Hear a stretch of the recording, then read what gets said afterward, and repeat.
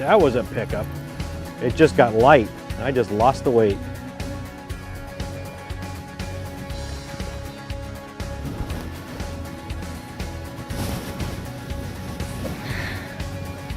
There we go. Cold water jigfish.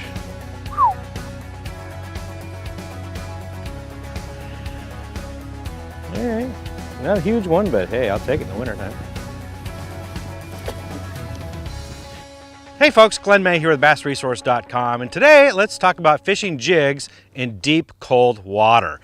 I know it can be a little bit of a daunting task for some folks, and it's a little bit of art and a lot of science, so let's get down to it. We're going to go through the different gear, the different pieces of gear to use, what rods, reels, line, etc., even the jigs, and then talk about really how to find the fish and finally how to catch them, because there's some big lunkers out there, and hopefully after you see this video you'll be able to go out and catch some of them. So let's start off with the gear. Right here, got a bait caster here that's a 7 to 3 to 1 gear ratio.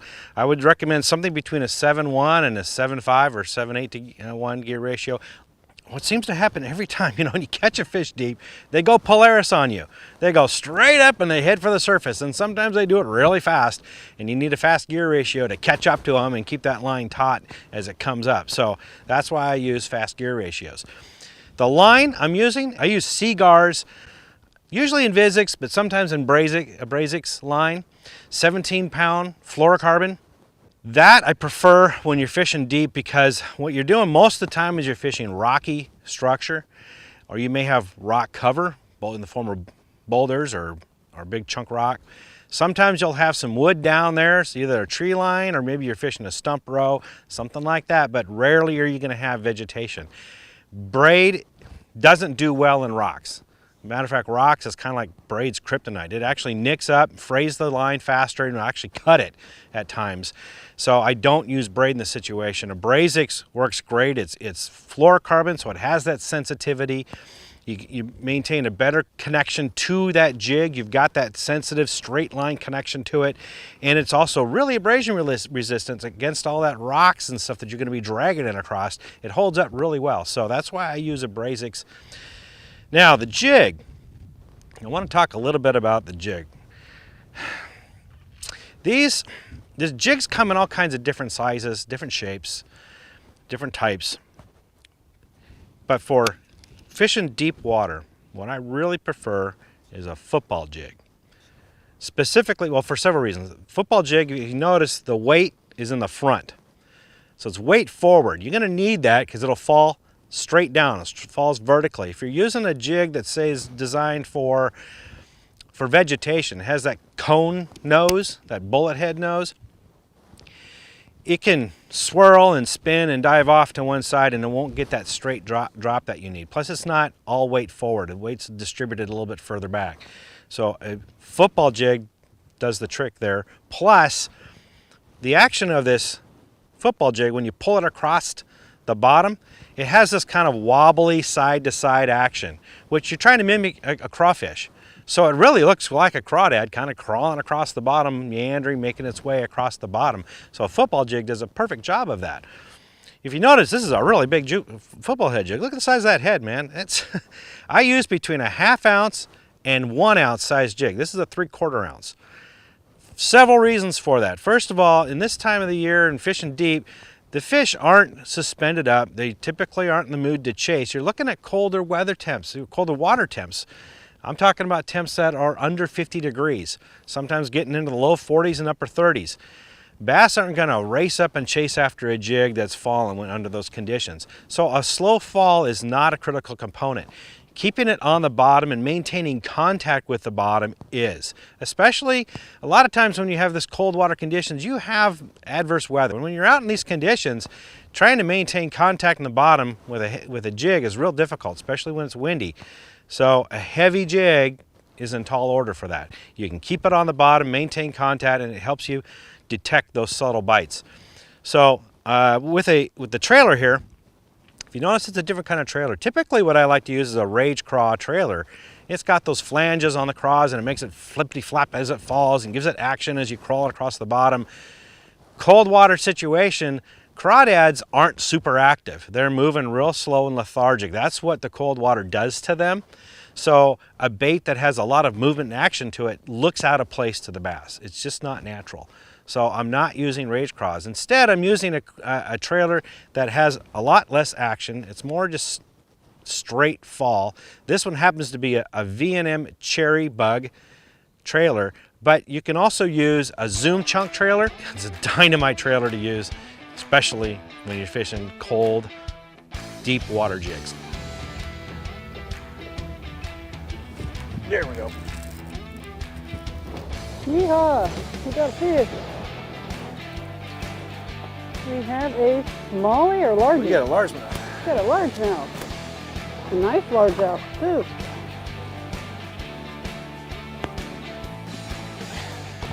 Nice fatty. Look at that. Look at the light color. Boy, he's cold. I bet he is cold. Cold water jig fishing. Look at that.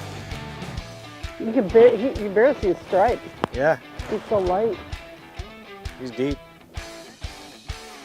So let's talk now about how do you find these fish? Because boy, if you just talk deep water jigs, well, yeah, you could start looking on a map, find some deep water and just start fishing. Maybe you can find some points and some humps and ridges and just start fishing those, and maybe you'll catch some fish that way. But really, there's a methodology behind it, and it begins with map study. What you want to do is look at where are the spawning flats and the spawning areas on the lake. If you're familiar with the lake and you fished it for a while, you may even know where those are right away. But if you don't, and even if you still do, get the map out, find those spawning flats and those spawning bays, and now start to work your way out to deeper water. Look at those secondary points, those humps, those ridges, those ledges, all the way out to the main lake. Even on lakes that aren't a reservoir, you're still going to have those shallow areas and deeper areas. Try to find those deeper areas that are nearby, relatively nearby to those flats and the spawning areas. That's what you want to find. You can find deep spots and ridges all over the lake, but the ones that are relatively close to the spawning areas, that's the key. Bass really have only two things they need to do in life: eat and spawn. So if they can find an area where the food is nearby, where they can go spawn, they don't have to go very far to spawn, and they can get the food in their immediate area around that, they're not going to go far. That's an ideal place for them to set up house. So that's what you want to look at. They're not going to roam 3 or 4 miles unless they have to. So don't go too far away from those spawning areas. Deep is relative. In my neck of the woods, when it gets to wintertime, fish are finding, they're 45 to 55 feet deep in some lakes. In some reservoirs out west in California, you're looking at triple digits, whereas in Louisiana, 10 to 15 feet is really deep in some of those areas. So keep that in mind. But what you're looking for on the map is two things. First of all, you want to find points. Long tapering points would be great. Even sharp points, even better. You want to find ridges, humps, sunken islands, ledges, channel swings that come up close to the shoreline. Specifically, when you're looking at the map, I want those contour lines to be nice and sharp, close together, almost a black solid line. Those kind of sharp drops, that's what's important for deep jig fishing, because the fish can move up and down the water column real easy, and as long as there's some cover or some kind of structure nearby that they can be associated with, boom, you found yourself a hot spot. So I like to find those points, hopefully like a channel swing that comes by a point. Now you've got one section of it that's really sharp drop, the rest of it's tapering where they can roam on when they need to. That's the kind of stuff I like to look for, because it provides a variety of different topographical areas for the fish to set up on.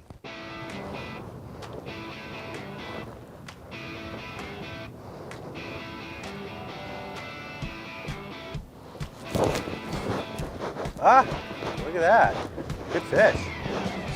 That's a good fish, right? I had to catch up with him. He was heading out Yeah, here. he's coming right out to deep sea. Nice. He hit it right when it hit the water up there, right at the edge. He was right there. Believe it or not, in this cold water. You want me to grab for you? Yeah, can you get the net? Please. Net coming up. Hurry, hurry, hurry. He's not happy. Well, that works. Oh, that does work. Look at that. Wow, he's a nice one. That's a good fish. Good fish. Hit it right when it hit the. Wow. Right when it hit the water, right at the Yeah, I edge. saw where you cast. Yeah. Oh, he's heavy. Oh yeah, he's a good one. He's got some weight to him too. Hi, guy. Got you right in the nose. You are cold. Take a picture. Cold water fishing. So find those areas and mark them. Put them on your GPS. Get out there. Now what I like to do is I like to go over the top of them and scan them, as long as they're deeper than 20 feet deep, because I don't want to spook them bringing a boat over them. I'll scan over that and I'm looking for bait fish or any kind of bait fish activity anywhere in the lake. And I try to get an idea of where that bait fish is holding on. Say for example, they're positioned in 30 feet of water. Now I look on that map and I look for all the different places I've marked that intersect with 30 feet. Those are the spots I'm going to check first. Or say it's 40 feet, 50 feet, whatever it is. See, there's an approach to this than just haphazardly fishing areas that look good. Okay, so a little bit of homework ahead of time will help you be more productive on the water. So once you find those areas and you've scanned over them and you've taken a look, maybe you can find some additional cover on those areas. Say for example, some stumps or some boulders. Make sure you mark those, because those are spots within a spot that fish could be holed up on. Now let's get into how to fish it. And this is like really important, because it's, it's all about catching the fish. So go up on your piece of structure. You've got your big jig here. First thing I like to do is I position the boat out deep and I cast up into shallower water. And what I want to do is I want to drag the jig over that piece of structure. Drag it. Not hop, skip, jump, make all this movement like you normally would when the water temperature is warmer. That's when the crawdads are more lively. Of course you're going to have that kind of action. It's cold. The water temperatures is really cold. Like I mentioned, crawdads move real lethargic. So the only thing you got to do here is keep it on the bottom. Crawl it. Crawl it slowly. I'll either do that with my reel handle, or what I really like to do is take my rod and move it with my rod, because I can watch the rod tip. It gives me an idea of how fast I'm really going. If I'm moving it with the reel, you kind of have to think in your head how fast it's moving, because you're just moving line. So I move the rod tip. Plus, as I get the rod tip further out away from me to the side, you get more sensitivity. You can feel those real subtle pickups. And this is where you really have to focus.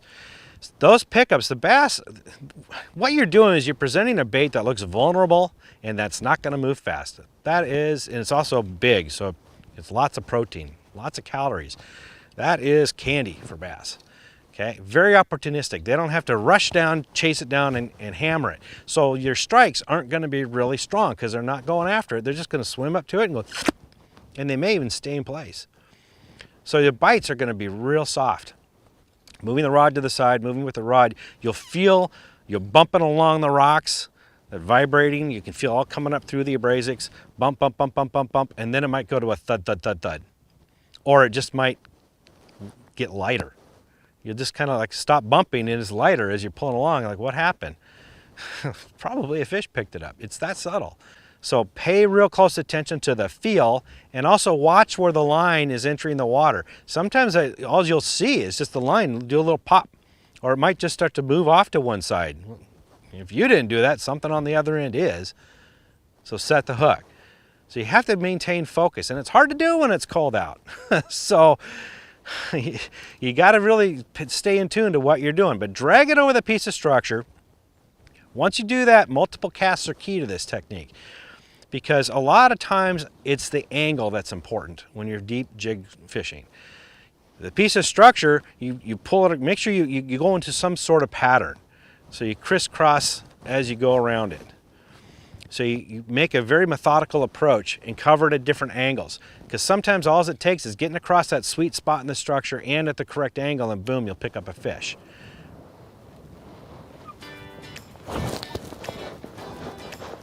Really? Nice.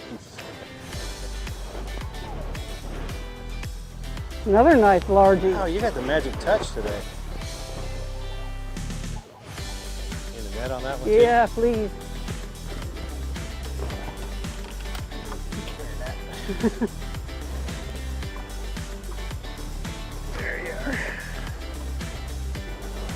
Look at me, look at me, look at me.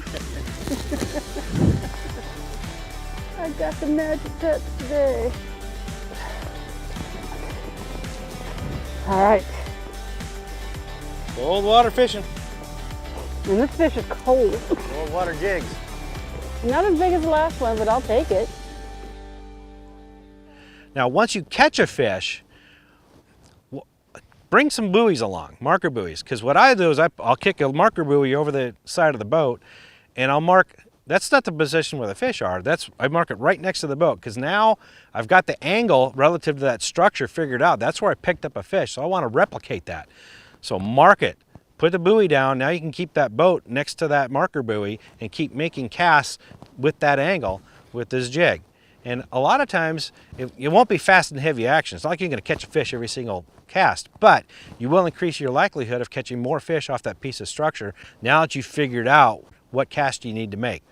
Once you clear out that area and catch a few more fish and the bite dies off, then move down and go to the next piece of structure, be it a point or a hump or ridge, and just rinse, lather, and repeat. With that kind of methodical approach, that is going to help you catch a lot more fish. But one other thing that I want to talk about here, besides dragging it, and this is what I talked about before, they want this vertical drop. Because the structure has that real sharp drop, a lot of times what you're doing is you're pulling it right along, and then you hit to that drop and it, boom, it falls 5, 10, 15 feet, whatever it is. The fish are sometimes going to be positioned right along that edge, or right on what I call the knee, right in the bottom where it connects to the bottom of the leg. If you're using a different kind of jig, like I said, that kind of swirls and goes down, what happens is that it'll swim out and land away from that knee, or it'll pull away from that ledge. Make that cast, pull up to the edge of that drop, and when it starts to drop, hit the button and let her free fall, okay? Just peel out some line if you need to. Peel it out, peel out line, okay? Because you want it to fall straight down, a vertical drop right along that edge. That's why that football jig works so well, because it does fall straight down, but you have to work it too. That vertical drop is critical to keeping it in the strike zone. So that's how I fish at deep water, in cold water. Maintain confidence, keep your focus, and by all means stay warm and have a lot of fun catching a lot of big bass. Hope that helps. For more tips and tricks like that, visit bassresource.com.